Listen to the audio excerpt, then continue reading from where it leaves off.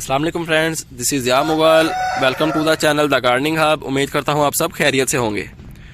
आज की वीडियो में मैं बात करूँगा अडीनियम प्लांट के बारे में। अडीनियम प्लांट जो है वो देखने में बहुत खूबसूरत लगता है, बहुत ब्यूटीफुल लगता है, क्योंकि इसका जो ये ट्रंक लेवल होता है, इसकी जो स्टेम होती है यहाँ से, ये काफ़ी देखने में मोटी हो जाती है और देखने में ऐसा लगता है कि एक बड़ा दरख्त जो है वो हमने छोटे गमले में लगाया हुआ है। इसका ट्रंक जो है, इसकी स्टेम जो है वो मोटी हो जाती है और देखने में बहुत ज़्यादा खूबसूरत लगती है और लुक प्रोवाइड करती है। अडीनियम प्लांट को डेजर्ट रोज़ भी कहते हैं, यानी सहराई गुलाब, क्योंकि ये प्लांट जो है वो काफ़ी गर्मी में ग्रो करता है और ये एक्चुअल में है भी सहरा का प्लांट्स।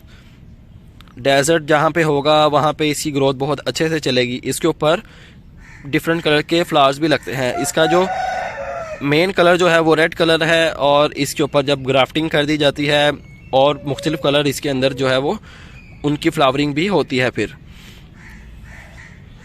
जैसा कि मैंने अभी आपको बताया कि ये प्लांट जो है वो गर्मी के सीज़न में अच्छे से ग्रोथ करता है, तो अब सर्दी का सीज़न है, तो सर्दी के सीज़न में इसको बचाने के लिए हमने जो है इसको ग्रीन हाउस में प्लेस कर रखा है, ताकि ये सर्दी से बच सके और हमारे प्लांट जो है वो सर्वाइव कर सकें।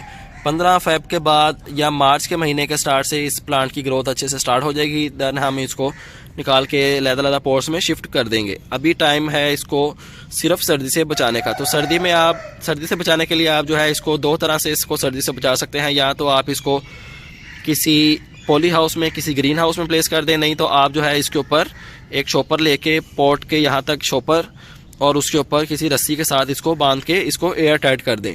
और जब मौसम थोड़ा सा ठीक हो, मौसम थोड़ा सा गर्म हो, तो ना आप इसका शॉपर जो है वो रिमूव कर सकते हैं। इस तरह आपका प्लांट जो है वो सर्दी से बच जाएगा और सर्वाइव करता रहेगा। नहीं तो आपका प्लांट जो है वो डेड हो जाएगा, क्योंकि इसके अंदर अपना ही काफ़ी ज़्यादा मॉइस्चर होता है। अगर तो बारिश का पानी या पानी ज़्यादा देर इसके अंदर रहा मौजूद, तो इसका जो ट्रंक है वो गल जाएगा और आपका प्लांट जो है वो डेड हो जाएगा। ये बहुत सॉफ्टवुड प्लांट होता है और देखने में काफ़ी खूबसूरत लगता है। तो आपके पास भी अगर अडीनियम के प्लांट्स हैं तो आप उनको प्रून कर दें और उनको जो है वो किसी शेडी एरिया में, किसी ह्यूमिडिटी वाले एरिया में प्लेस कर दें, जहाँ पे ह्यूमिडिटी ज़्यादा हो और जो डायरेक्ट ओस है वो इसके ऊपर, आपके प्लांट्स के ऊपर ना पड़े। नहीं तो आपके प्लांट्स के जो लीव्स हैं वो डेड हो जाएंगे कुछ इस तरह से। ये आप देख सकते हैं कुछ लीव्स जो हैं वो डेड हो गए थे, बाहर पड़े। देन हमने इनको पकड़ के जो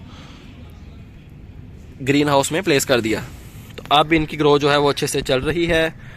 जब टाइम आएगा इनको ट्रांसप्लांट करने का, देन मैं आपके साथ शेयर करूंगा।